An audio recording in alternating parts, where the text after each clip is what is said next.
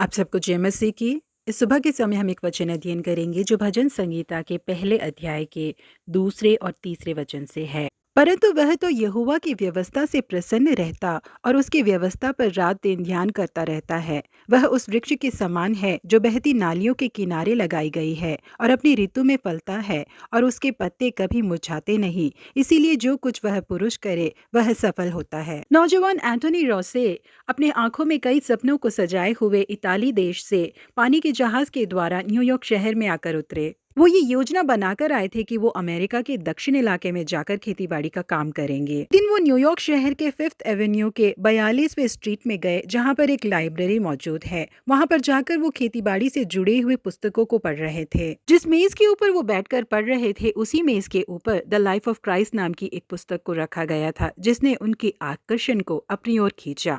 उन्होंने उस पुस्तक को उठाकर पढ़ना शुरू किया और जैसे ही वो उस पुस्तक को लगातार पढ़ते जा रहे थे उनके अंदर एक बहुत बड़ा बदलाव उत्पन्न हुआ। उनके अंदर यीशु मसीह को और अधिक जानने की इच्छा जाग उठी। इसीलिए उन्होंने अगले ही दिन अपने लिए एक नए पवित्र शास्त्र को खरीद लिया। भले ही वो पहले से ही एक मसीह व्यक्ति थे परंतु वो यीशु मसीह के बारे में बहुत ज्यादा नहीं जानते थे। परंतु रोसे अब यीशु मसीह को जानने वाले एक किसान बन चुके थे। बाद के दिनों में परमेश्वर ने उन्हें इतना अधिक आशीषित किया कि फ्लोरिडा शहर उन्हें सिट्रस किंग के नाम से जानता था। वो संतरों की खेती किया करते थे और पूरे अमेरिका में ही उन्होंने सबसे बेहतरीन ऑरेंज जूस को तैयार किया और यही वो विश्व प्रसिद्ध ट्रॉपिकाना ऑरेंज जूस है। अपने जेब में केवल थोड़े से पैसों को लेकर न्यूयॉर्क शहर आने वाला ये व्यक्ति आज अमेरिकी देश का सबसे बड़ा मसीह उद्योगपति है। केवल 50 लोगों के साथ अपनी कंपनी की शुरुआत करने वाले इस व्यक्ति के साथ 2004 में पूरे 8000 कर्मचारी मौजूद थे। वो पूरे विश्व में सबसे ज्यादा ऑरेंज जूस को बेचने वाले और उसे बनाने वाले एक व्यक्ति बने। जी हाँ प्रिय परमेश्वर के लोगों, इस दुनिया में भले ही लाखों किताबें क्यों ना मौजूद हो परंतु वो हमारे अंदरूनी जीवन को नहीं बदल सकती। वो केवल हमारे दिमाग को तेज कर सकते हैं। परंतु जिस पवित्र शास्त्र के अंदर यीशु मसीह के कहे हुए शब्द हैं वो एक व्यक्ति के जीवन को बदलने का सामर्थ्य रखता है।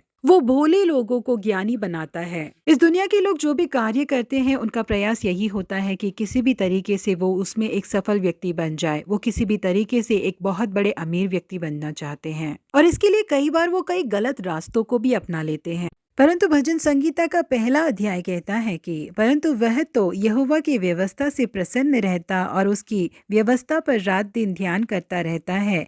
वह उस वृक्ष के समान है जो बहती नालियों के किनारे लगाया गया है और अपनी ऋतु में फलता है और जिसके पत्ते कभी मुरझाते नहीं। इसीलिए जो कुछ वह पुरुष करे वह सफल होता है। जी हाँ प्रिय परमेश्वर के लोगों, एंथोनी रोसे के जीवन को जिस पवित्र शास्त्र ने बदला था उसने उन्हें आशीषित भी किया। अकेले आने वाला एक व्यक्ति हजारों लोगों को नौकरी देने लायक एक बहुत बड़ा उद्योगपति बन गया। पवित्र शास्त्र को पढ़कर उसके अनुसार चलने वाले लोग न केवल इस पृथ्वी के आशीषों को प्राप्त करेंगे बल्कि उस स्वर्ग राज्य के आशीषों को भी प्राप्त करेंगे, ये निश्चय है। हम यूहन्ना सुसमाचार के 5वें अध्याय के 39वें वचन में पढ़ते हैं कि तुम पवित्र शास्त्र में ढूंढते हो क्योंकि समझते हो कि उसमें अनंत जीवन तुम्हें मिलता है। इसलिए प्रिय परमेश्वर के लोगों, हम पवित्र शास्त्र को चाहत के साथ पढ़े, उसे मनन करें और उसके अनुसार चले। तभी हम भी बहती हुई नालियों के किनारे लगाए गए वृक्ष के समान होंगे जिसके पत्ते कभी नहीं मुरझाते और जो कुछ वो करता है वो सफल होता है। प्रिय परमेश्वर के लोगों, यदि प्रतिदिन के इस वचन के द्वारा आपने आशीष प्राप्त की है तो अपने मित्रों को भी इसे भेजिए।